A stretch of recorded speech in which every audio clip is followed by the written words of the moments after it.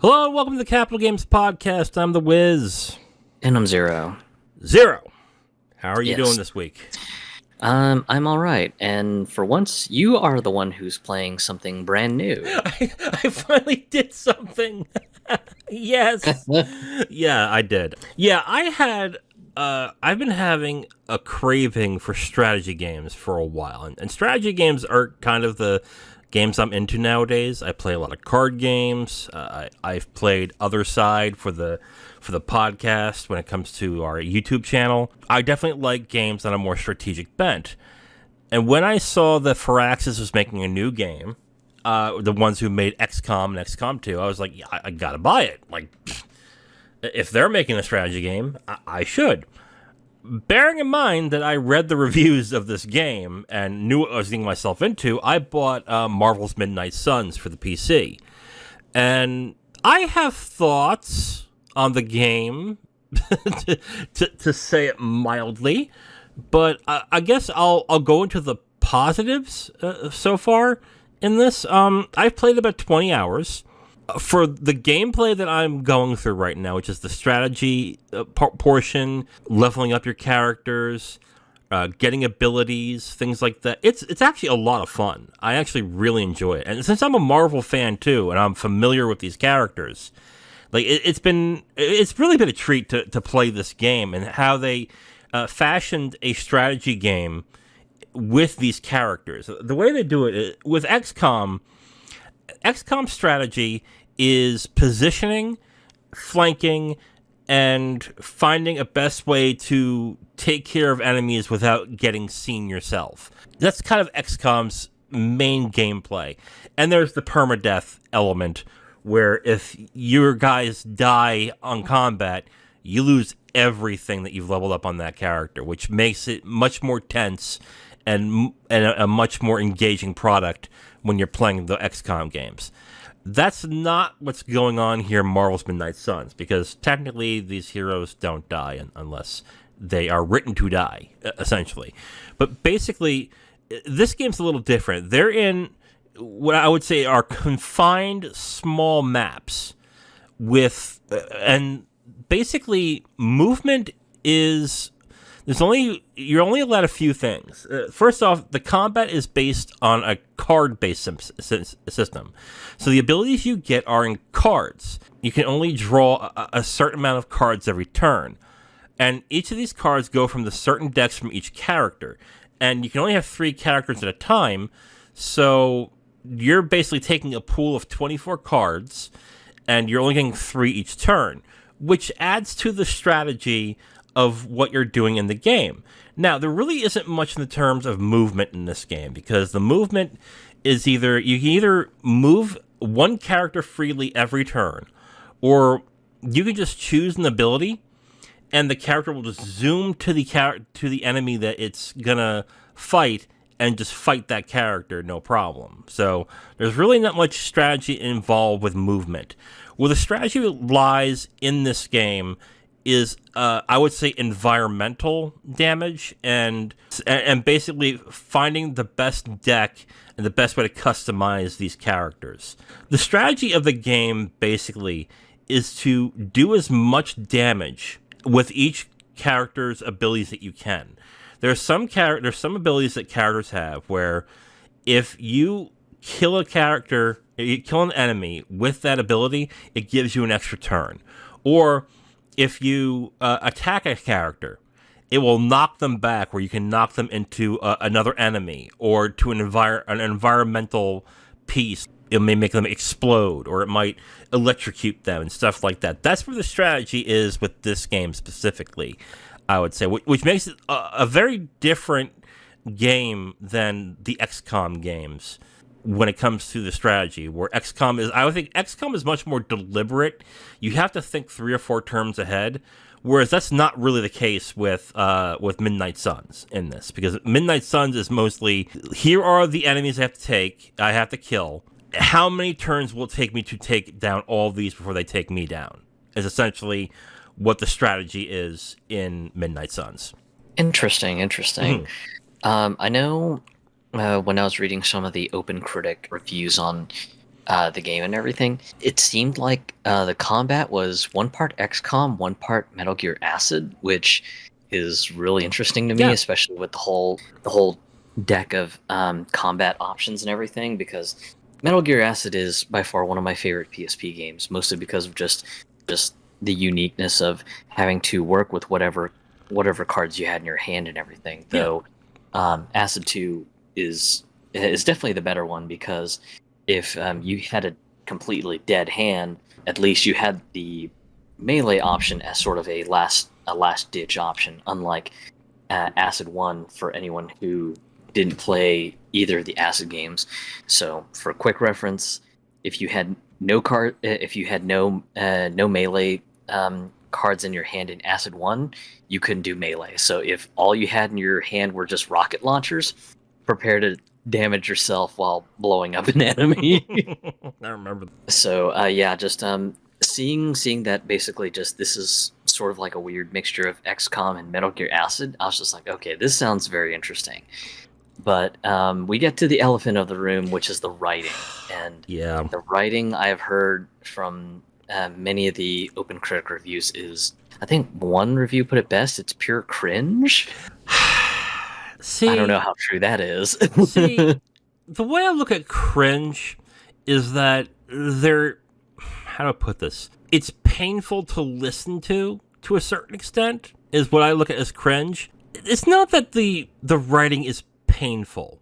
It's dull. It's boring. And I think the worst thing that this game does is that it doesn't respect the characters that it has. The example that I've told you throughout the entire time that I've been playing this game, there's two examples. One, there's Blade, who you come to learn has a crush on Captain Marvel for some reason, which he doesn't get into why, but they do it in such a ham-fisted kind of way, while he's still trying to be the brooding loner, even though he's the leader of a group, which I thought was like, that doesn't really work, but okay. But the other one that I think, when it comes to writing, that I really had an issue with was Captain Marvel. And maybe I'm wrong, because I'll admit, when it comes to Captain Marvel, I've only read a few of her comics, and they're fine, but I wasn't a big fan. She didn't seem like the type of character who would fangirl over somebody, and I gotta tell you, it feels like this chick is riding my dick throughout the entire damn game. And essentially it's like, oh, there's no one better than Hunter. Wow, you're an amazing person, Hunter. Wow, Hunter, you really know how to do all this stuff. Just same old amazing Hunter. My God, I got embarrassed just listening to this going, what? Like, the way that I've remembered Captain Marvel being portrayed is well, the most I have reference to is the movie, which the movie is not good and didn't write her very well either. But from what I've read from other people is that she's kind of no nonsense, but also when you get to know her, she is kind of warm. But she's really a serious type of character who strives to and deserves to be taken seriously. And they neuter this character, like, to a great degree. Like, she's not only fangirling, but she's deeply impulsive, and she also, for some reason, she's a shoot first, ask questions later kind of person, which is also not what I've really come to remember Captain Marvel being, to a certain extent. So that's also weird. The other example I have heard is that apparently Logan is a super nice and chill guy, Wolverine, which to me is like, no, he's not. He's deeply troubled and he's an asshole. That's not, like, I don't know the other characters like Robbie Reyes, Nico, Magic. I'm not familiar with those. I can't speak to them. But the others is where I'm like, wow, they did a really poor job of writing. And for some reason, they made Iron Man look like, how do I put this? A less interesting looking version of Freddie Mercury. And that's how he looks. Like, he looks awful in this. He's got this mustache and he's got this plastic look, and it just reminds me of someone took Freddie Mercury and turn him into an action figure and just turned out to give him an Iron Man suit is what it looks like to me. Like the looks and the way these characters are written are just not appealing at all in this game. I looked at a lot of this. Like, I guess the looks are okay at best or suspect at worst. Like, I think Iron Man and I would say Iron Man and Spider-Man are the two that I have a lot of issues with the way they look, especially with Peter Parker, because they try and make him look like a cheap knockoff of Tom Holland, which still looks really weird. So the trappings with the game, the writing and the characterization, the way they look is just not good at all. And for some reason, there's a photo mode in this game, so you can take photos of these characters doing things in the battlefield. And I don't understand why anyone would want to, because the game doesn't look that great. It looks okay. It's passable, is what I would say. But they don't do these characters justice. Now, Zero. Some of you might be thinking, okay, but Wiz, this is a strategy game. Who the hell cares about the writing? You're not doing much with the characters anyway. All they are chess pieces on a board, and you just level them up and make them more powerful. What's the big deal about the writing? Well, the issue is to get a lot of the stuff that is interesting in the game, let's like abilities, passives, costumes, things like that. You have to go through its social link system, which is basically you befriend and you talk to and get to know all these different characters. And this is where the big problem I have with this game lies, because the writing is just so uninteresting and so unappealing that until I think they patched in a skip a day after the game was released, because I don't remember there being a scene skip or a dialogue skip when it first came out. But until then, I had to sit through this terrible dialogue that went like the ones I just made an example of. The Captain Marvel obviously attracted to me, or Blade talking about his crush on Captain Marvel, or Nico and her issue. I'd like Nico, but they don't. None of the characters are written well at all in this, and because of that, it makes the social link system like unbearable to go through. And the issue is the social link system is half the game. I recorded about 16, 17 hours of gameplay for the podcast. I'm certain that 7 or 8 is gameplay, and the rest of it is exploring the world, exploring the Abbey, which is where the game is set, which is also not really that great graphically, and also not that interesting, and all the social link stuff and the story stuff, which again, not interesting at all, and written pretty bad. So you literally have to suffer through half the game to get to the good parts, which are the battles and the fights. And there's another key problem I have with this game too. This game is loaded with microcurrencies.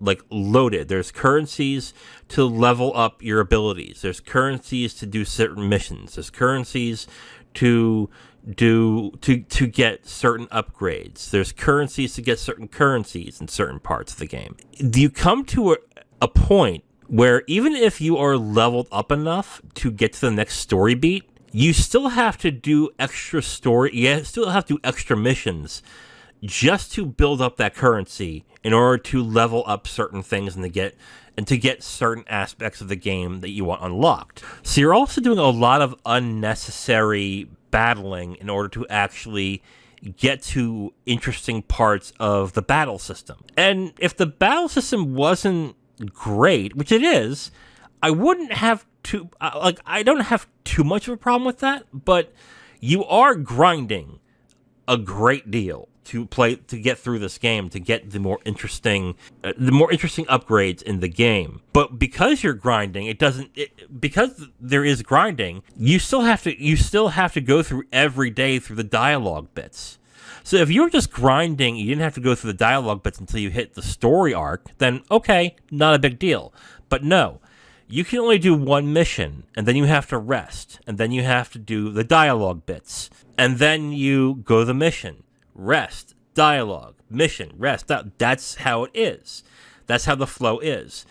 Mission, rest, dialogue. Mission, rest, dialogue. And the dialogue portions are just not good and not fun to deal with. And I wish there was a much less emphasis on it, to be completely honest. So overall, even after seeing the critic reviews of the game and now having actually put your hands on the game, what are your thoughts overall for the game? Look, if you really are interested in Marvel and you like strategy games, this is a good buy. I will recommend to buying it. But if you're not into Marvel, how to put this?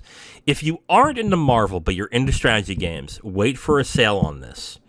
And hopefully they will cut back on some of the dialogue heavy stuff. Or what I hope to God they patch in is like, would you like to skip this and then give us a brief synopsis of what happened? that I think would be great, because if they just patched in a skip in this, I think they know how bad the writing is. So you might as well do the extra effort and just not let us deal with it at all. Give us the tidbits and let us move on, essentially. I get what they were trying to do, because what makes these characters interesting are their stories and their personalities. But when they're not written very well, it's not really fun to sit through. And it's not really something that I think a lot of people will want to power through in order to get to the good parts. So if you're not into Marvel, but you're into strategy, wait for a sale. If you're into Marvel and you're not into strategy, just avoid this, because you're gonna see what they do to these characters. You're probably just gonna be pissed and be like, ugh, like these guys don't get it. And if you're into Marvel and you're into strategy, I'd say go ahead and buy it. I think you'll like it. But otherwise, wait for a sale. Or if you are just a Marvel fan, you might as well just avoid this, because it doesn't represent these characters very well. Which is unfortunate, because I really looked forward to this game when I realized this was a strategy game from Firaxis. And to hear and to see that the writing is just so bad, it's really hard to give a flat recommendation to everybody who's a strategy fan on this, or a Marvel fan. But I will tepidly recommend this to somebody who really was like me, who really wanted a good strategy game and liked Marvel enough. But just beware, the writing's bad, and you're going to have to sit through half the game, which is not great. Okay, so why don't we get into the news for this week? Not much news this week, but we'll get into some topics. I think it's a good time to mention Thursday is the Game Awards. And what me and Zero are going to do is we are going to record reactions to the Game Awards. We're not going to stream it, but we're going to record our reactions, and then we're going to do a video on YouTube exclusively with our reactions to announcements and stuff that happened in the Game Awards, essentially. So look out for that when that time comes. However, while we get into what we think will win at the Game Awards, we went over nominees a few weeks ago. Since the awards are Thursday, I think now is a good time for me and you, Zero, to go ahead and discuss who we think will come out victorious. So what do you think are going to be the big winners of the Game Awards on Thursday? I think the free space on a bingo card would definitely be Elden Ring. I just foresee that one just sweeping a bunch, because you've got player polls now, and I know that the game was beloved by many critics earlier this year, so if any of those critics happen to be on the Game Awards panel, then I expect them to likely go, yeah, Elden Ring, because that game was awesome. So that's my take on it. Yeah, I thought that there was a chance that Ragnarok might pull ahead if the word of mouth started getting much bigger as to the quality of Ragnarok, but we're kind of now where some critics are now pointing out the flaws of Ragnarok and essentially saying along the lines of, it's not really a next-gen God of War, and there's pacing issues here and there.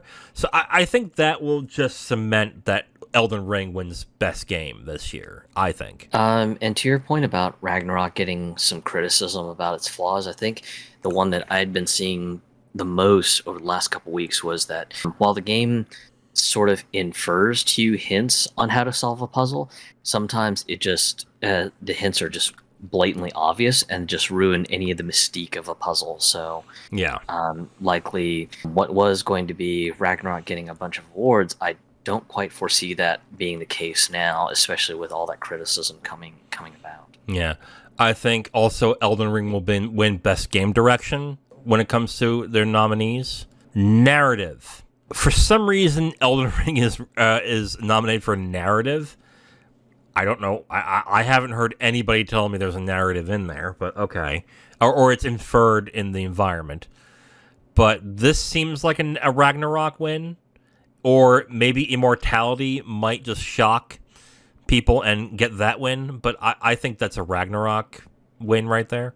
What do you think? As much as I hate to concede to this fact, just I could potentially see narrative being taken by Elden Ring, even though everyone who has seen enough of the From Software games knows that most of these games are not very direct with the narrative. It's kind of a, here's a couple of context clues, here's some lore notes, you build the story in your head. Yeah. And of course, in my mind, I don't see that really as good narrative. I see it as lazy narrative because it's just kind of a, hey, you figure the story out yourself. We're not going to tell you because, we want to have this like mysterious motherfucker aura going on. I don't think that's, God, I don't think it's narrative at all. I don't think it's lazy in that aspect. I don't think it's really narrative at all. It's world building. It's most certainly world building, right? And if there was a category for world building, I think Elden Ring would get it hands down. But because there isn't, it's kind of shoehorned here in narrative. And like you said, narrative in FromSoft games, I remember from like Dark Souls 3 and Dark Souls 1, is in pieces, and it's up to you to either figure it out yourself or go to YouTube and find a YouTube channel that does Dark Souls lore, essentially is what that is. I'm not willing to call it lazy. I think it's just world building in that, where you will start to see things like, oh, that's interesting. What could have happened here? And oh, this says that. Oh, interesting. I think that's what that is for. That's, again, you're right. That's not narrative, but that's world building, and that's really the end of that, really.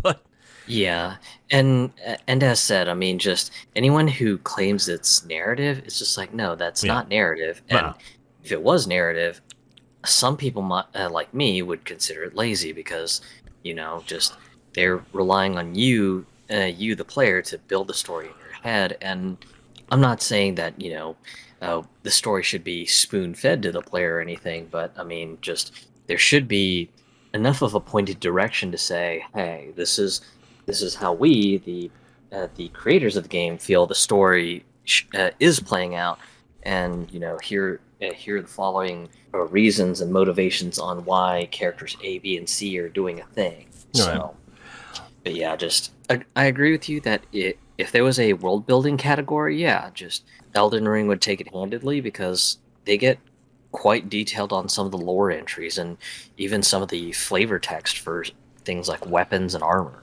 But that's kind of how I feel on that. I mean, just because it doesn't have an A to B to C narrative doesn't mean it doesn't have a story. I mean, there are movies and there are stories that are allegorical where you have to infer and figure out what the story it's trying to tell. Mulholland Drive is one of my favorite movies of all time, and it's something I've seen 8 or 9 times, and I don't still fully understand it, but I understand there is a story being told. It's just up to me to figure out what that is. But I don't think that's what Elden Ring is doing either. So I agree that it shouldn't be a narrative because I've never heard of anyone saying that there is one, and I don't think any FromSoft game really has had one. But I think this category is where it probably mostly belongs. And that's Best Art Direction, which has Elden Ring, Ragnarok, Horizon Forbidden West, Scorn, and Stray. I think this is an Elden Ring one, hands down. And as I stated in the beginning of this segment, I think Elden Ring's just going to sweep a bunch of awards. Yes. Though in this particular category, I would rather it go to Scorn because Scorn's art direction is absolutely bonkers stuff, and it just looks creepy, macabre. It's got everything in spades, but unfortunately, Scorn is quite a niche game too. So I unfortunately see that game getting snubbed out in this category to be beaten by Elden Ring. Yeah, reviews for Scorn was not great, and in order for these games to really, I don't know, to really win anything, you either have to have a large groundswell of people who will support it, or everyone had to have played it. And when you hear other people saying it's not really that good, there is a good chance that a lot of people have not played the game. So there is a strong chance it's not going to get anything from that as well. So you're thinking this is going to be a Elden Ring blowout, essentially. Yeah, I just have a gut feeling that it's going to be an Elden Ring blowout. I know there's already chatter online, at least in the mobile games segment, or one of the other segments for the Game Awards that has Sonic Frontiers fans very upset that supposedly Genshin Impact is paying for favoritism to happen. I don't know where the hell they've gotten that idea, but that's apparently a thing. Wait, so in the mobile game category? It's one of the game categories that Sonic Frontiers is competing with Genshin Impact for. Oh, it's the player's voice. Oh, that's what it is. Sorry, mixed that one up. But yeah, the player's voice. There's a bit of controversy right now going on that Sonic Frontiers fans feel that Genshin Impact is getting some unfair favoritism, and that basically Genshin Impact players are resorting to very, very ethically questionable things like hiring bots to vote for Genshin Impact. Supposedly, it's a weird time, and I think really the Sonic Frontiers fans kind of underestimate how wide the impact of Genshin Impact is. But yeah, just kind of a weird situation to happen with the player's voice choices and everything. I thought Sonic Frontiers fans were the ones that were doing that, because wasn't like I looked at a poll like a couple days ago. It had Sonic Frontiers and the 5 that are in there right now winning with 80% of the votes. At the time, I was like, what? It's like, why? Like, yeah, I guess that has since changed. Oh my god. Well, that's going to be a shit show. Elden Ring will sweep, more than likely. Let's look at other things. Is there any categories on here that you're sort of interested in that you want to talk about here? Because I'm looking at some of these and I'm like, nothing really floats my boat here. Like, is there anything on here that you want to discuss? I think one of the ones that's going to be likely very, very close is probably most anticipated game, because most, if not all, the choices are solid bangers, depending on just what you're into. I mean, you've got Final Fantasy 16, Hogwarts Legacy, Resident Evil 4 Remake, Starfield, Legend of Zelda: Tears of the Kingdom. Very, very solid choices. So Yeah.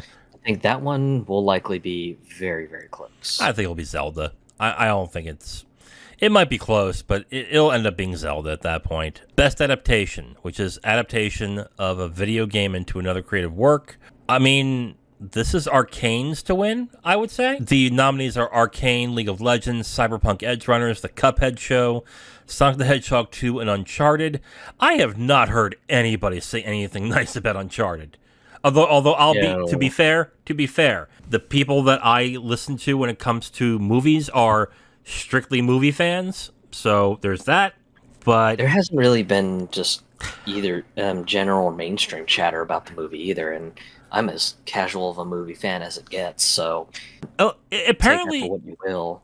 Apparently, it made a good amount of money to where they're going to do a sequel. I think it made $400 million in the box office. Apparently, those who are saying, "Oh, that's a hit," kinda, yeah, it could be, but yeah. The Sonic 2 movie, I heard was actually pretty good. Wasn't like anything super great, but generally the the reception for the second Sonic live action movie has generally been pretty good. So, And the first one wasn't bad. I haven't seen the second one yet, but first one wasn't bad. yeah. I think the only thing that could potentially contest with Arcane would be Cyberpunk Edgerunners, because that has gotten quite a lot of love ever since it dropped. Yeah. And of course, just this is a Studio Trigger joint, so if you're into anime from Studio Trigger, then likely you're probably going to vote extremely hard for Edgerunners. But there has been enough on the Cyberpunk brand to give it a bad name where that people may not want to support it. Whereas with Arcane League of Legends, I mean, this has won awards outside of the game industry too. I think this won Best Animated Series at the Emmys this past year, or it was at least nominated. But that, I think, will probably be what wins in there. So there's that. Do we really want to go into best content creator? Do we want to do this? God, no. Yeah, mostly because one of the nominations in that area just kind of irked me. Watch him win. Just watch him win. Other than that, I mean, I don't think for something called the Game Awards, I think there's going to be less emphasis on the awards this year. To be completely honest, I think a big amount of these categories, like I can see all the esports categories just being done in like 5 minutes. Here are your nominees. Winner is this, and then good. They actually kind of did that last year, where it'd be like, oh yeah, so best esports coach. It was down to these 5. Boom, here we are. Okay, let's go to our next world exclusive reveal, and then that was that. So that was what they did last year for some of these like categories. I expect them to probably do it again this year, but especially for some of the categories that got sort of like the full stage treatment, like best esports player or best content creator. Yeah, expect those to likely be shuffled off into these little quick sidebar cards on the side of the screen going, hey, so these were the 5 nominees. Boom, here's your winner. Congrats, so-and-so. Yeah. Okay, next reveal. So yeah, what I think what's going to happen basically is those 5 are going to be lumped in to like one announcement. I think best multiplayer, best VR AR, I guess best sports are probably going to be lumped in. I think a lot of these are going to get lumped in. Like, oh, you know what? Best VR, best multiplayer, best community support, best mobile, and best ongoing. Those 5 will be lumped into one thing. The ones that will bring in, like, I guess, more famous people, like best adaptation, best performance, stuff like that, they'll be announced. But I'm looking at a lot of these genre ones here. I think they can get fast tracked too. Like I don't see anybody coming out to announce the best sports game, the best sports game winner. I think it's going to be Jeff Keighley or whoever it is. I think it's Sidney Goodman this year again. Whoever it is that's helping him host is just going to announce the winners, and that is that, and that's it. I think the vast majority of these are going to be fast tracked. Because it was announced, or I think Jeff Keighley said this past week that this is going to be a much shorter stream. It's going to be a much shorter awards.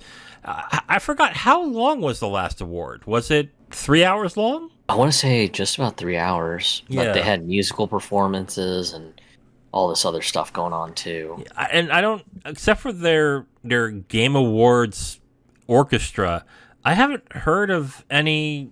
Are there any other musical acts that are going to be there? I've not heard of like, oh, Imagine Dragons will be here. Oh God, shoot me! But I haven't heard of anything else like that. Have you? Not that I'm aware of, and I'm on the Game Awards site right now. Yeah, I am too. Yeah, just I don't see any sort of like, hey, we're going to have performances by this pop artist or whatever. So yeah, I think they're just keeping the musical acts as streamlined as possible, and it's just going to be we're just only going to have the Game Awards orchestra, and that's really about it. But I will say this: if you think this is going to be just 2 hours long, you got another thing coming. I think it's going to be, at the very least, 2.5 hours. And then if it's 2 hours and 45 minutes, Jeff Keighley comes out and says, "Hey, I told you it was going to be shorter." It's like 15 minutes. I'm like, yeah. So I don't. He's saying it's going to be significantly shorter. Yeah, we'll see. We'll see about that. Why don't we get into what we think will be announced at the Game Awards? I guess the things we should talk about right away are what we know is going to be there. Star Wars Jedi Survivor is going to have a gameplay trailer. That's been confirmed. It sounds like Bandai Namco has teased that Tekken 8 will be there. Epic Games and 505 has teased a new announcement. And Larian Studios has also said they're going to be there. It also looks like Activision might tease a new Crash Bandicoot game. Okay, that is interesting. But why don't we get into some of the rumors? Now, these are rumors. We're not entirely sure if this is happening.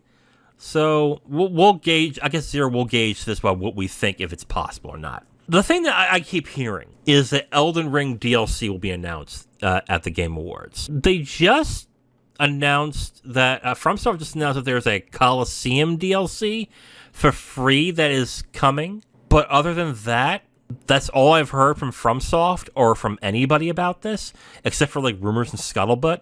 Do you think there's going to be a significant Elden Ring announcement for DLC? It's hard to say, especially since they set up the game to be as complete as it could be. Yeah. So I want to say, in my opinion, I feel like it's maybe reaching a bit too far, but who knows? From Software could pull something out of nowhere when they win Game of the Year and everything, and just surprise everyone. Go, hey, guess what? Surprise! We've got DLC coming, guys. Thank you for letting us win, but our gift to you is boom, free DLC. Check it, and then that'd be it. Yeah, I mean, that's almost presuming they're winning. I mean, we think they are going to win. But that'd be funny if they decide, hey, we'll make it the very last announcement after we win. And then God of War wins and goes, oh, guess what? Elden Ring DLC. Oh, okay. Yeah. That would be funny. I don't think they need to announce at the Game Awards, to be quite honest with you. Because the minute they put a PR blast that DLC is coming to Elden Ring, it's going to sell. So that's the only thing I can think of as to whether they have an announcement for DLC or not. Do they need to do it? And I don't think they do. Now, is it a possibility? Sure. I just don't think it's going to happen. I think what's more than likely going to happen is Horizon Forbidden West might have DLC announced. Apparently, days before the show, details for a DLC called Burning Shores leaked online, and it said this take place in San Francisco, Las Vegas, and Los Angeles. It's set to release in April. These are according to leaks and rumors. It would make sense for that to be announced at the Game Awards, though. What do you think? It'll be interesting if that one gets confirmed. I haven't really looked too much into the source for that one, so yeah, I can't quite say I feel 100% confident in saying, yeah, it's likely going to be a thing, or no, it's not going to be a thing. So, yeah, this one, I would say I would probably rate it on the level of a coin toss, that this could be down to a coin toss at this point. Another rumor is that Dragon Age Dreadwolf or Mass Effect 4 might get shown something there. If any of them are being shown, it's a cinematic trailer, a teaser trailer, or one of those trailers where they just show like art schematics, which essentially is nothing, essentially. These are two games that they need to, when they are ready, they need to come out big to get people excited. Because if they mess up in any sort of way, this could spell trouble for BioWare. I don't think they are going to announce anything there, but if they do, it better be something significant. Because if it's another... Because they've had, I think with Dreadwolf, they've had about now 3 teaser cinematic trailers, and Mass Effect has just had an art, like an art trailer, essentially. So at this point, people are looking for information. I don't think they're going to look for another cinematic, and that will just more or less piss off people who are interested in those games. So if they're showing something, it's going to be something significant. I don't think it is going to be significant, so I'm thinking that's not happening. What do you think? I kind of agree with you on the thought about BioWare that for the last while they've just shown either teaser concepts of games universes or the art concepts, or I think the one that was kind of weird was when they decided to announce that they were rebooting the Dragon Age project, and they're like, "Hey, by the way, here's a logo, guys. Get excited, get hyped." And it was just like, "Oh, guys, this is not how you drive up hype." So, yeah, if BioWare does something, it needs to be some sort of vertical slice showing off like just a general idea of the features and things that you can do. And if it's not that, then you're going to have some very, very dedicated BioWare fans who are probably going to go, "Really? Another softball trailer? Damn it, BioWare, we're sick of this. Just move the fuck on." Like, so you don't want your audience to start thinking that you're having problems. And the best way to do that is to go by without a trailer for 2 years, and it's another cinematic trailer. Like, you don't want that. At that point, the fan base wants to believe that you're working on it and it's close to done. So if you're announcing something, you're saying it's almost done. So that's my thought on it. Like, if they are announcing something, it better be close to finished. And if it's not and it's coming soon, it's like, oh, why bother at this point? If it's any of them, I think it will be Dreadwolf.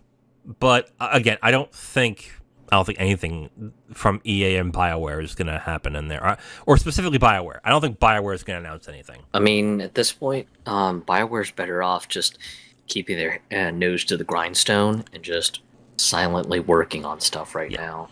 But yeah, just anyone who's pushing the hype on themselves that there is going to be something from BioWare, I think it may either be in disappointment or they may be underwhelmed to find out that BioWare decided to go with, "Hey, let's show yet another cinematic trailer." BioWare is at a point now, if they mess up the next game, they're a support studio for DICE in the next after that. So they need a hit, and they need to just work on that and blow right out of the park. This is a rumor that has been going around that Hideo Kojima, he's going to be there, but apparently the rumor is he's going to announce a new game.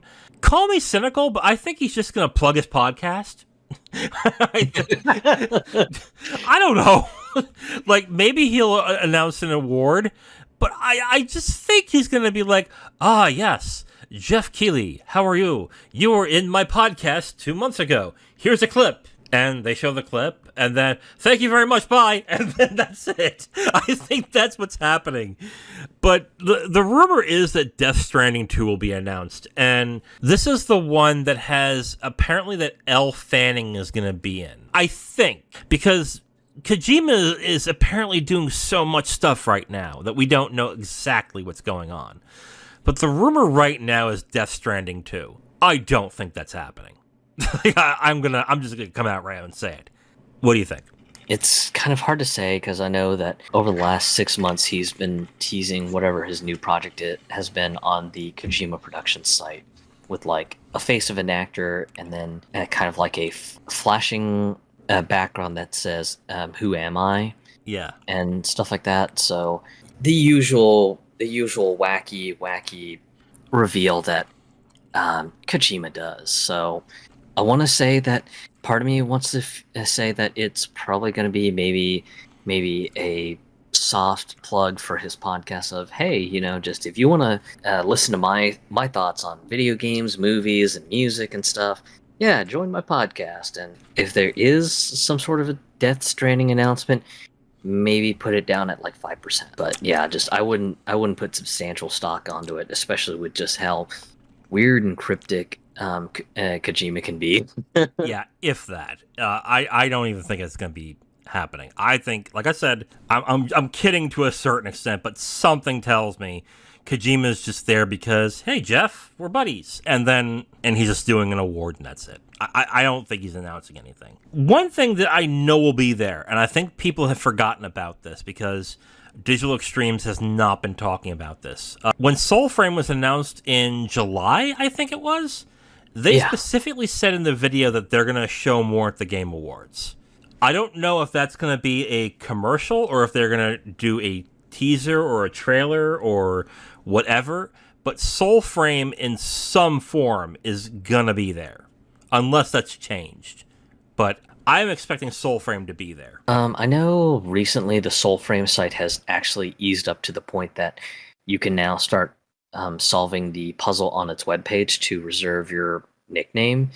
And I would say that if you're into Soulframe, you need to do this immediately, because if Digital Extreme shows something of any sort of substance on the Game Awards this coming Thursday, you can expect that name reserving site that they set up for Soulframe to just be completely hugged to death by the internet at large. And it's going to be like what happened this summer when people were trying to rush in and just reserve their nicknames on the Soulframe site.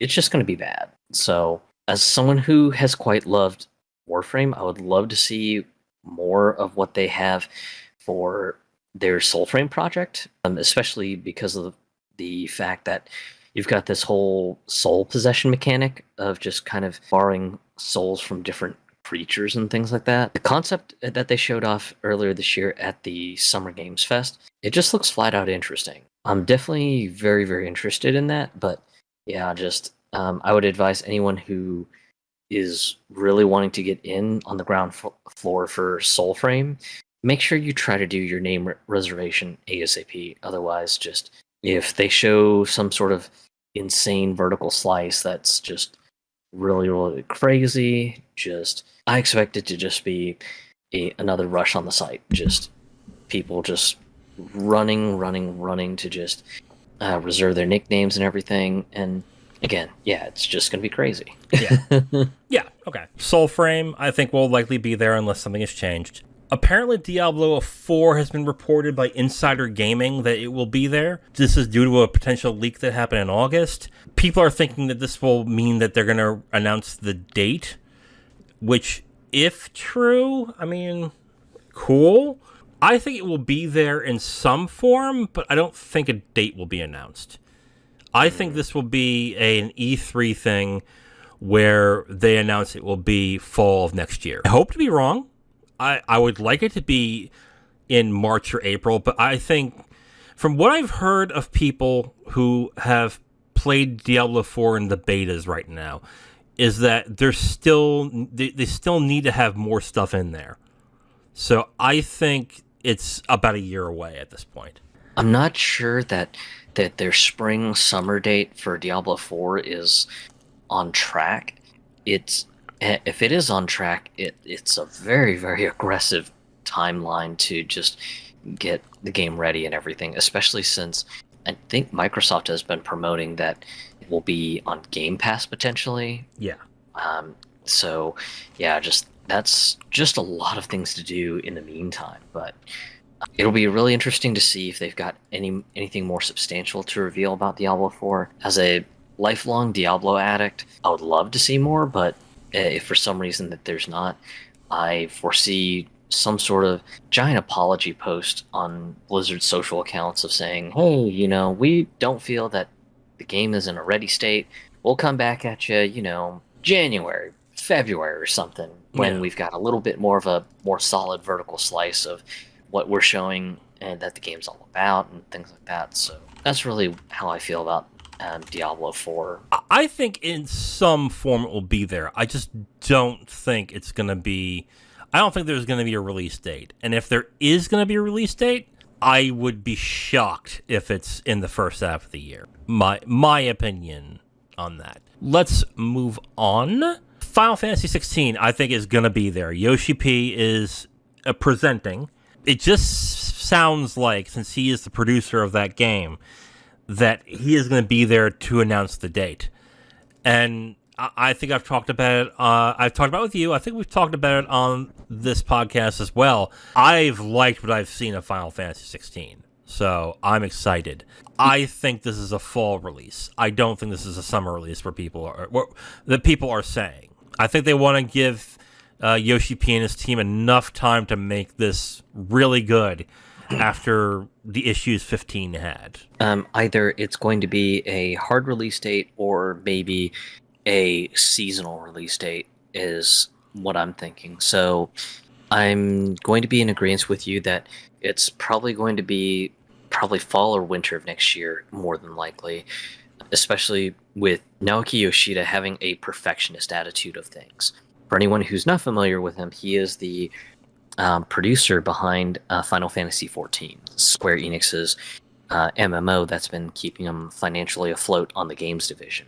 Mm-hmm. So if you have seen any of his blog posts about the game, he is a bit of a perfectionist on just how the game is going. So like one of the best case examples is when there's a new patch note or a new patch release that comes out for a major patch, you're talking 6 to 8 printed pages worth of text on just every single little thing that has changed. That's the kind of perfectionist he is.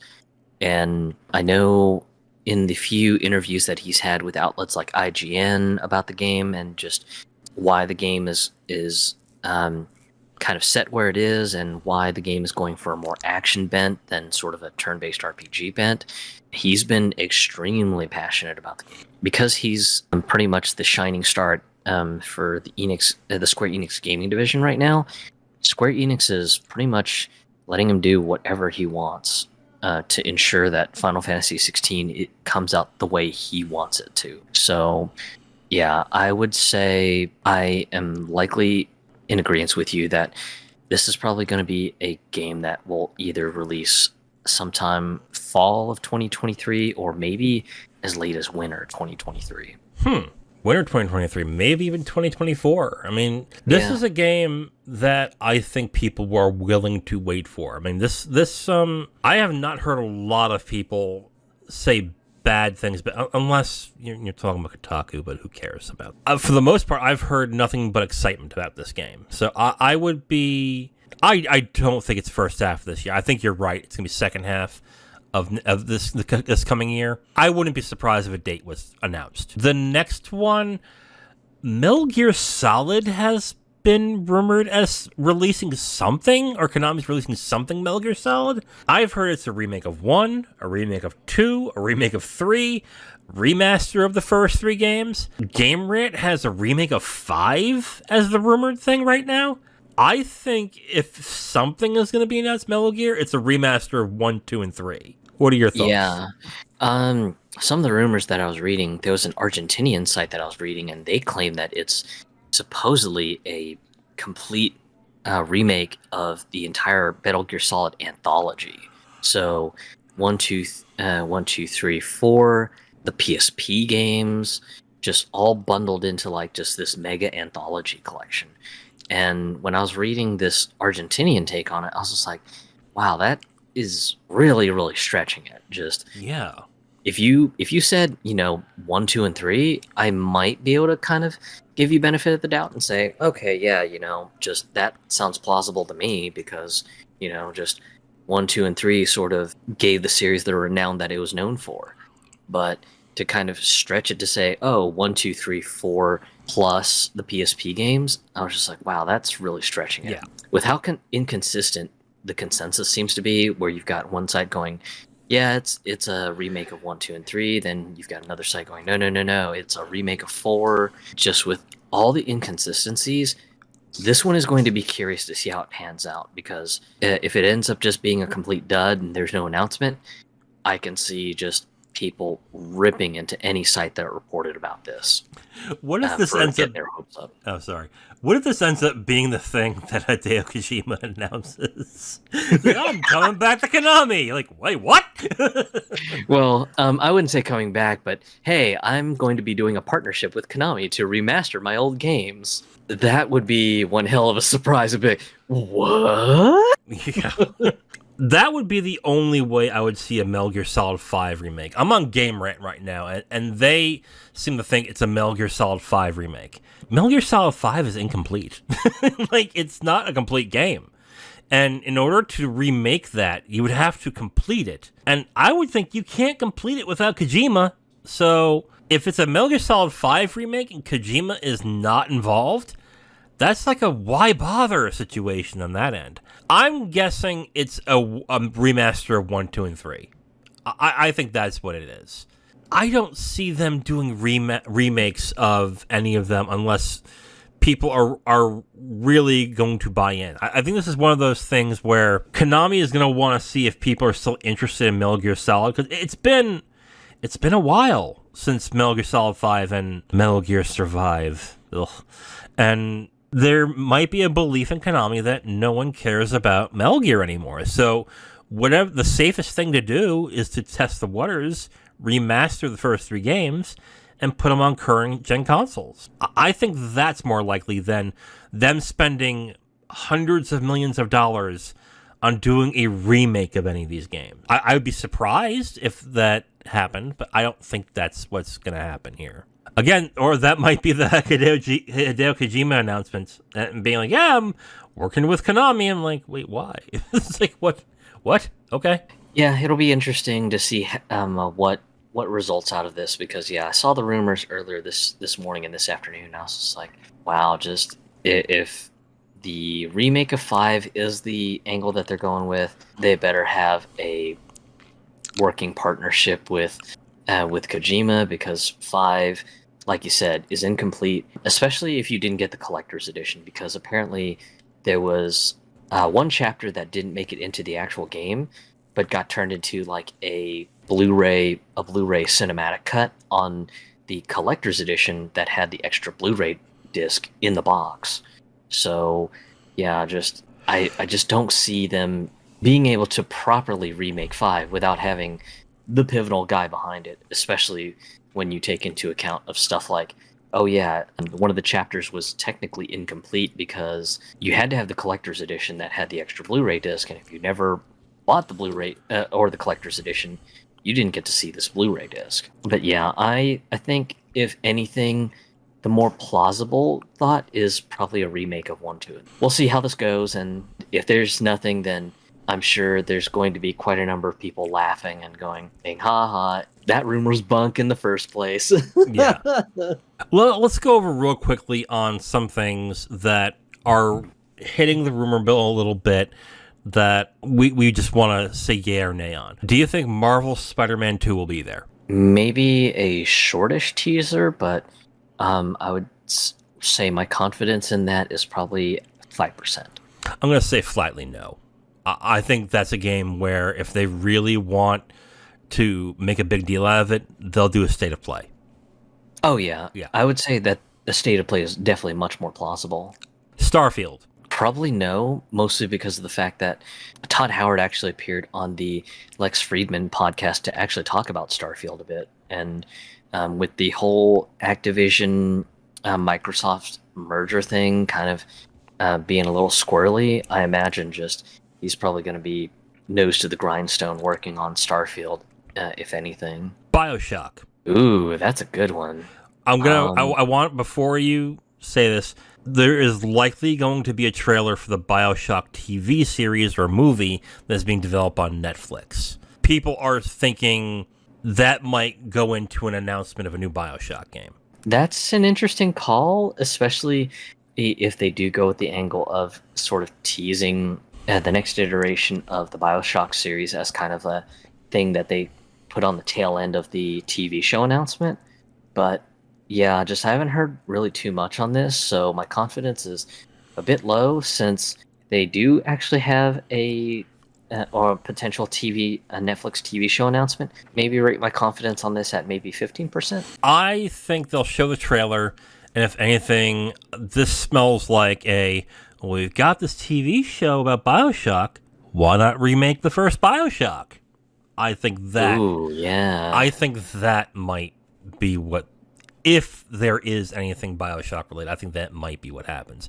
I don't think that's happening. I think BioShock is essentially a dead gaming franchise to me. I've said this for years now. After Infinite, I was like, BioShock's done. Like, it's done. But people still keep saying, oh, it's coming back, it's coming back. It's not coming back. Stop. It's not. Here's a weird one. Super Mario Odyssey 2. Ooh. They are going to probably have a trailer for the Super Mario Brothers movie. It may not be a new one, but they're going to have something. Odyssey 2? Odyssey 2. If they do have any announcement, I would expect it to be an absolute minimum one of, hey, yes, Odyssey 2 is in development. We'll talk about it later in a Nintendo Direct in, I don't know, spring. See, I don't buy an Odyssey 2 happening. If I recall correctly, the last time they did a sequel to a Mario game, which is Mario Galaxy 2, it did not sell very well. I think what probably happen is if they're going to announce a new Mario, it's a brand new Mario, period. It's not another Odyssey. It's not... Yeah. It's something different. But I also think, no, they're not going to announce a new Mario game. Unless it's a 2D game.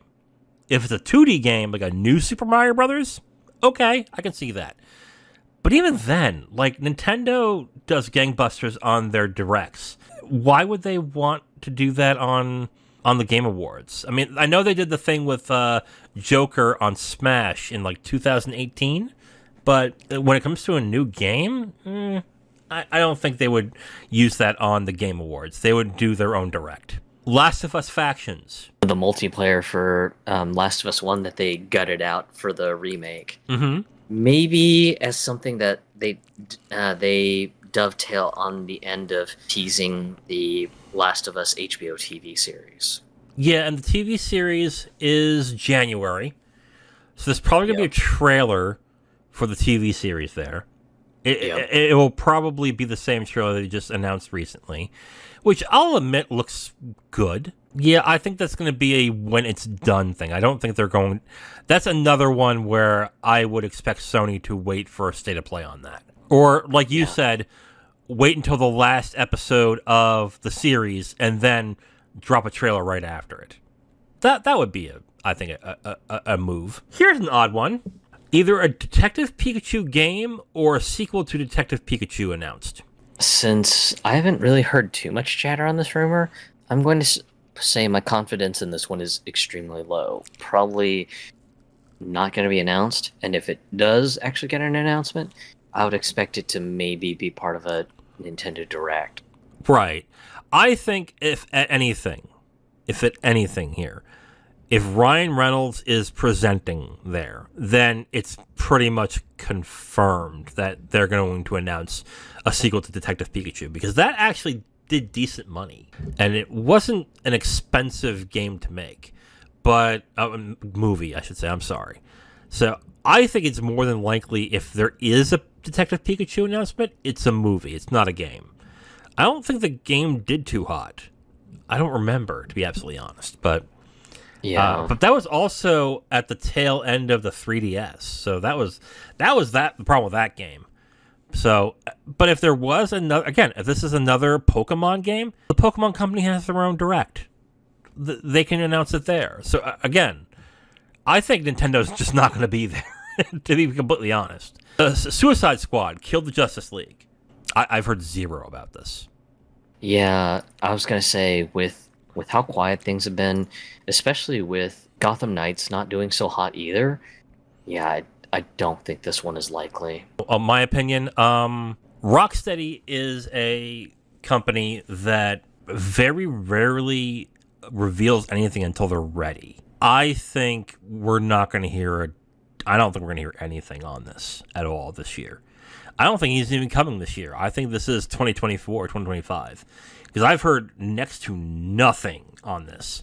No rumors, no anything. So I'm surprised that I even heard an inkling as to this possibly being there. So I'm gonna say a flat out no on that. Warhammer 40K Space Marine 2. I would love to see more of this. I would love to see more of it, but yeah, with how quiet things have been, I don't think this one is likely. That's more of a PC gamer show thing, isn't it? Like I don't.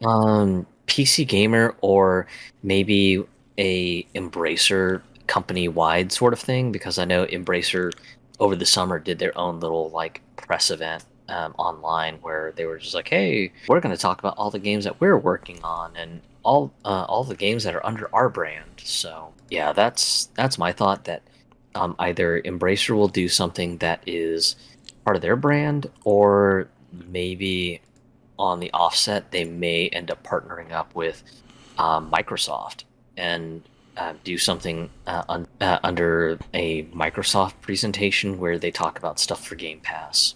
In regards to if there's going to be big announcements or if there's going to be shocking things that are going to happen, I don't think that's the case. There's so many streams now that can do this that I don't think we're going to have anything totally surprising or out there. I think overall, the Game Awards is going to be, I say, 60% announcements, 40% awards to a certain extent. What do you think? Yeah.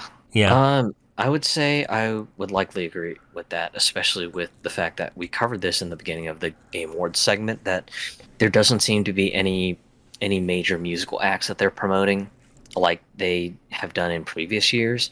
And then on top of that, just you also have the matter of fact that just Jeff Keighley did announce this week, hey, we're going to make the award show shorter. So that's another thing that may kind of foretell how the show is going to be run. So with those two things in mind, I definitely think that, yeah, it's probably going to be a very, very quick show. Quick to a relative degree. Maybe with no major musical acts, maybe they cut down an hour, maybe an hour and a half at most for the runtime, but not really 100% sure exactly. But we'll ultimately see how it pans out on Thursday. So wait, you think this is going to be how long now? They might cut off an hour or an hour and a half of runtime. I think that's generous, dude. I think 30. Yeah. I think 30 minutes is the max they'll cut off. Mind you, I wouldn't mind that, but I think no. I think this is going to be about 2.5 hours. I think maybe in between those. If it goes past 2.5, I'd be surprised. That's how I would look at it. But okay, now we'll see. We are going to watch it on Thursday. And then I would say by Friday, we'll have a cut of our reactions from the announcement. So check out the YouTube channel. That's Capital Games. And you can check out that there. All right, so let's move on to really the only story this week that we can talk about here. It was announced, was it today or yesterday? No, it's Monday. It was announced Monday that Xbox will be officially raising the price of their first-party games from $60 to $70 starting in 2023. This has been something that we've all been waiting for. Sony did it at the beginning of the generation. Before the generation even started, third-party companies were doing it, like EA and Activision. I think 2K is the one that started it with NBA 2K. So this is not a surprise. But some are criticizing this because Microsoft didn't have anything to announce this year. They're going to be doing it in a year where they are essentially going to, assuming everything goes well, that they're going to have a lot of games that people are going to be looking forward to playing. It's also worth noting that all these games will also, these are first-party games, and they will all be on Game Pass. So that's worth noting as well. Zero, what are your thoughts on Xbox raising its prices to $70 for each first-party game? Unfortunately, this was inevitable. Yeah.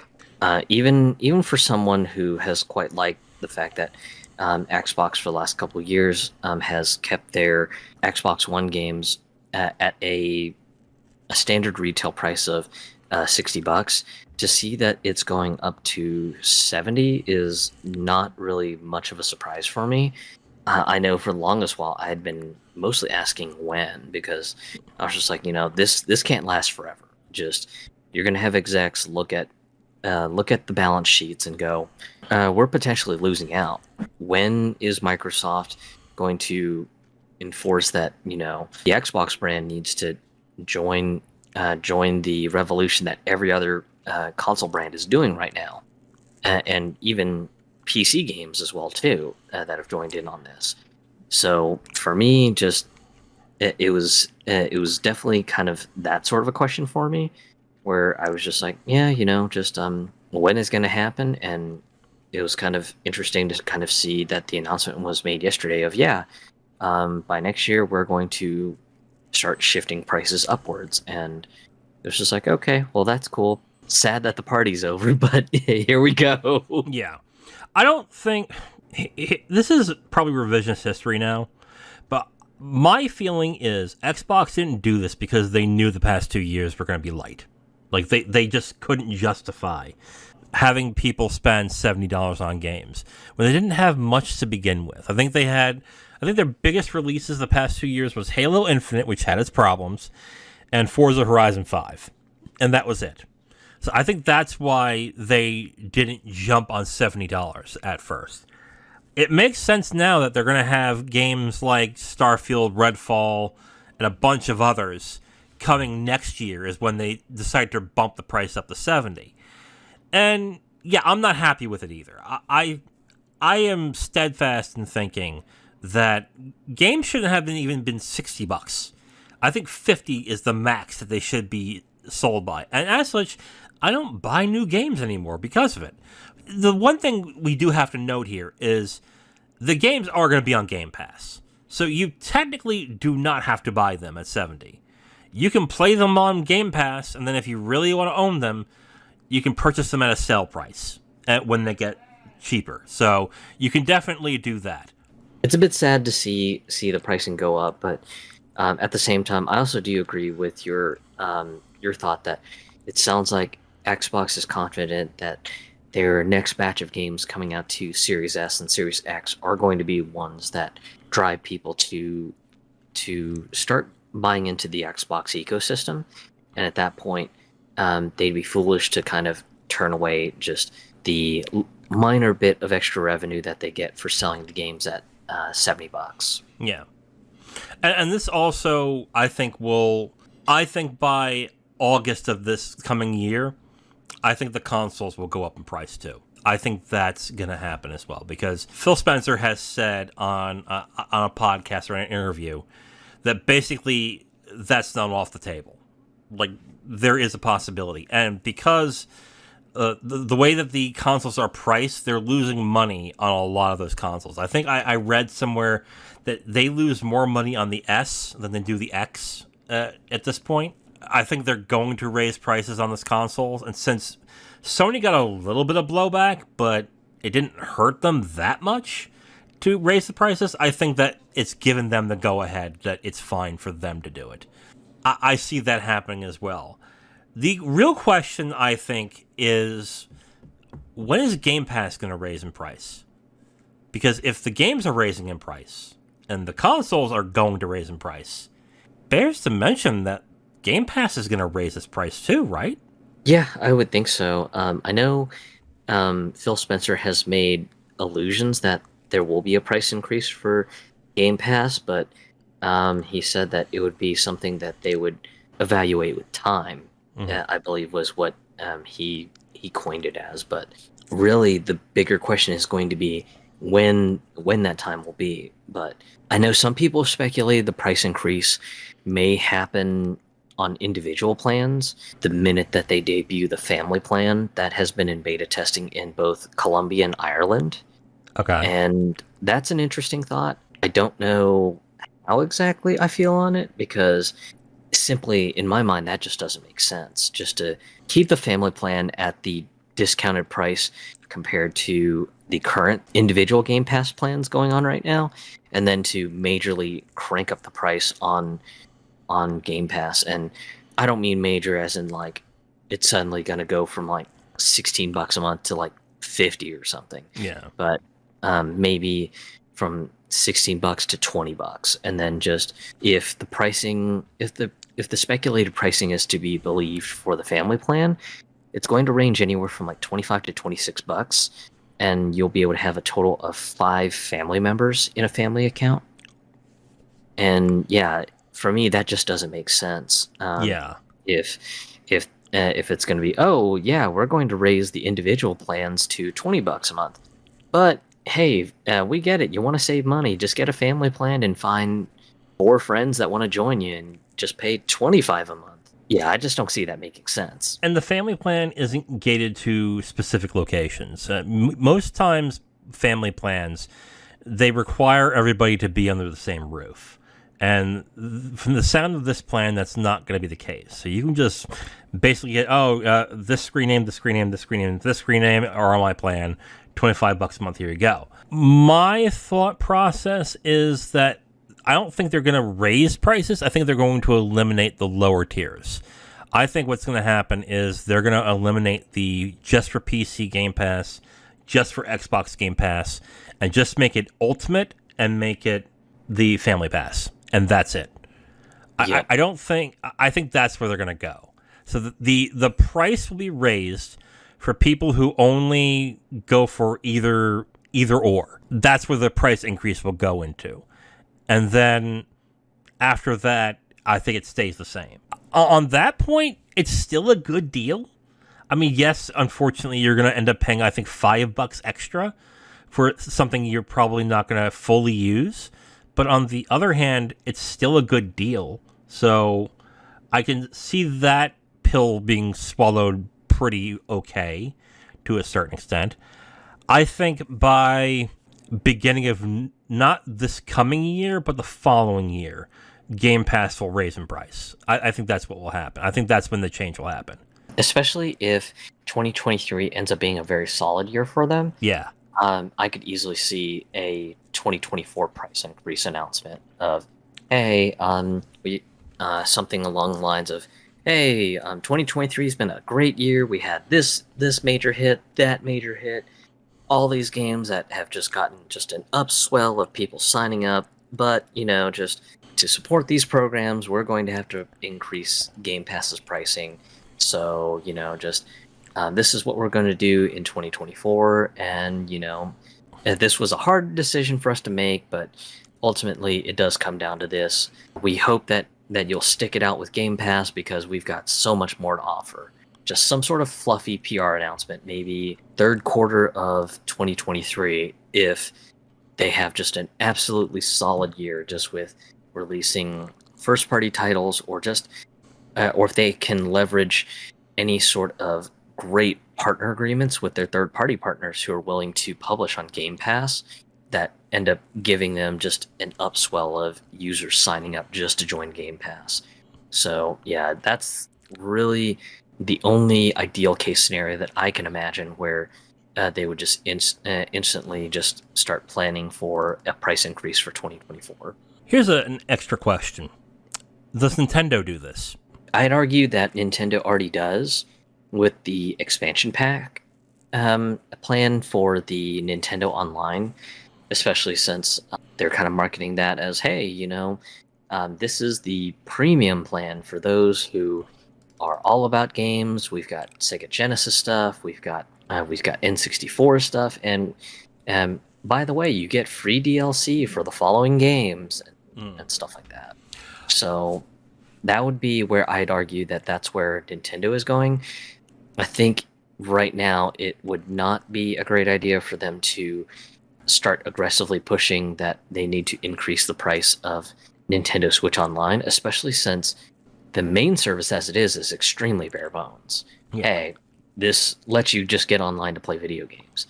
The minute that they start talking about potentially looking into increasing the price for the yearly subscription from $20 a year to something else for individual plans, you're going to start hearing chatter of people going, yeah, fuck this. I don't want to do this. This is way too expensive for barely getting anything. I mean, I get the opportunity to buy some special Bluetooth controllers from Nintendo that have OEM compatibility with the Switch console, and maybe a few promos that I get emailed about, but other than that, it's mostly just focused on just telling me about, just letting me know that I can play online.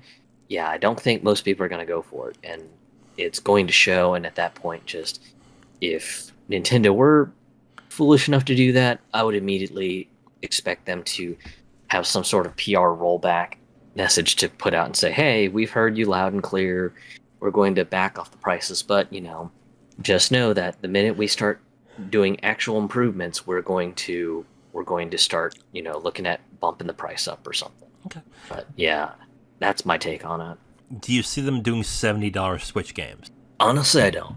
Yeah, I don't Mostly either. because for anyone who isn't familiar with Nintendo's history, Nintendo in the past, before they got into video games, they were a playing card and toy manufacturer, and they've always kept that sort of toy maker spirit about them, and they don't really quite see video games as sort of like just this piece of just entertainment that could be monetized as a service, kind of like what you see with both Microsoft and Sony. Yeah, just with how much Nintendo games are quite beloved by children of all ages and everything, I just don't see them jumping aboard on the whole, hey, let's jump on the $70 trend, even though our console is considered an antique by most people at this point. Yeah, and that's the key thing. The reason why, well, I don't know if they're going to get away, I don't know about getting away with it, but the reason why Sony and Microsoft can do this is because they are considered new tech when it comes to the console space. The Switch isn't. Switch is now, I think, 5-6 years old now, and we're expecting them to announce in a year or two their new console at this point. So for them to start saying, oh, by the way, Switch games are $70 now, I don't think would fly. I think it will happen when they announce their new console. I think that's when they'll start saying, oh, and by the way, new games are $70 now. I expect that to happen. But I don't think it's going to happen for the Switch. I think to a certain extent, Nintendo will drop the prices of their games. I think they'll have their, not the new games, of course, but I think they'll start having their Player's Choice lineup coming up, and then maybe ARMS will finally be dropping in price. That might be nice, because for some reason ARMS is still $60. Like, that's fucking nuts. But yeah, I don't see Nintendo raising the price anytime soon. I think that's next generation to that point. All right, so we are at the end of the podcast. Before we go, I have a question for you. All right. A common thing that's been happening in the games industry now, especially with live services and free-to-play games, is that games that were once supported or once thriving are then shut down because the business side of the game just doesn't make sense. We've seen Nintendo do that recently with Dragalia Lost. We've seen other games like Here's the Storm going to development mode where they're not making new content for the game anymore, but they are allowing it to stay up just so people can play it. I guess the question I have for you, Zero, is what game that was discontinued or stopped being supported that hurt the most? For me, it will always be Heroes of the Storm. The initial life support announcement a couple years back, that one had me in tears because just BlizzCon had just happened, and they had told a whole bunch of the esports team, oh yeah, we've got a new tournament series going up. It's gonna be great. We'll let you know as soon as possible so you can get your esports team set up. The esports division was starting to talk to major universities that participated in the Heroes of the Dorm tournament to start, potentially organizing gaming groups to basically filter out who would be the team that would represent their universities and everything. So the groundwork was laid out. The esports scene had been exciting, and this was right after a local university to me had won the Heroes of the Dorm tournament. So for me, I was just like, all right, we got a potentially interesting esports season going on. There's a bunch of support going on for the game. Everything seems like it's going to go up, and then all of a sudden, it was like the rug was pulled out from under everyone who was a fan of Heroes of the Storm. Of, hey, so due to business reasons and profitability, we're rolling back the support to just being something more on the lines of life support.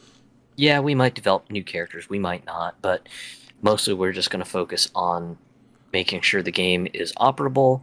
Don't have high hopes for the game because we're just going to have to roll it back. Oh, P.S. We were artificially inflating the esports scene, so that's part of the reason why we lost so much money. So that had been sort of the status of Heroes of the Storm for the longest while. It's just going to be life support. And then it wasn't until earlier this year Blizzard finally just ripped the bandage off and just said, all right, so the game is no longer going to be in life support mode. It's just going to be in skeleton crew mode. We're going to have the game operable for a bit. There will be confirmed no new characters. We're just going to focus on bug fixes and fixing any potential exploits that might crop up. But yeah, do not expect anything major to come out of this. This game is basically done. Don't expect us to do anything interesting with the game. Just if you want to play it, come on down, download the client and log in and play. But do not expect us to do anything major with this. Don't expect a resurgence of the esports scene from us directly. But yeah, just that's all we have to say. The minute that they made that announcement, I remember just crying about it for a good while because just even though I haven't really played Heroes of the Storm in several years now, I quite love the game. It was fun. It didn't seem as high pressure as something like Dota or League of Legends. And generally, for the most part, it fostered the spirit of cooperation between your own teammates and everything. Unlike a lot of the toxicity I got from being a very low skill player in stuff like Dota and League of Legends, with someone going, "Oh my God, quit feeding! Oh my God, you suck! Go drink a bottle of bleach and die!" And because I was maybe playing a character I wasn't familiar with. Yeah. But whereas Heroes of the Storm, if your team makes headway, everyone levels up. There wasn't like a focus on just you needing to do your best on the team or else. Granted, if you were doing really stupid things, yeah, you could end up feeding the enemy, but typically you would have to be just an extremely bad player to do that. And even then, most of the players that I had met on Heroes of the Storm had generally been pretty nice. Yeah. Unfortunately, I've heard that the population has gone the other way, unfortunately. So there are more toxic players now, which is a bit sad to hear, but it is what it is. Yeah. So, yeah, that would be the game that has absolutely saddened me the most with being discontinued. The one that's hurt me the most just was announced, and it's Gwent. CD Projekt Red announced that they're going to do more cards and updates for 2023, but it's ending the following year.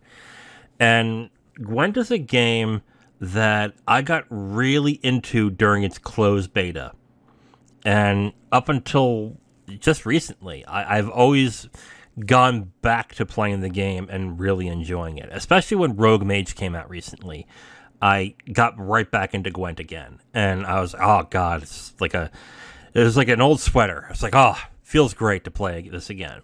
I'm not surprised that it's ending, because CD Projekt Red has been trying to bolster the game by releasing single-player versions of the game itself in Thronebreaker and Rogue Mage. Both very good games.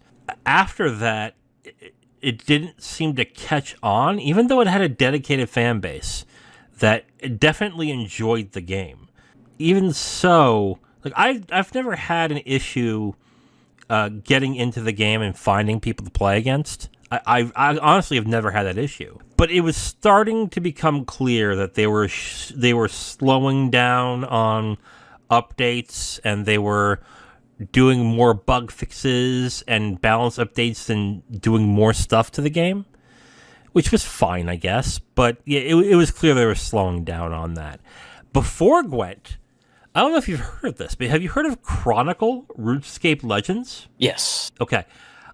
When I got my PC back in Texas, after I got my apartment in Texas, I played this game, and I was like, this is awesome. This is a cool game. And I played it nonstop for about a month. And then they announced they're shutting it down. It was like, oh, crap.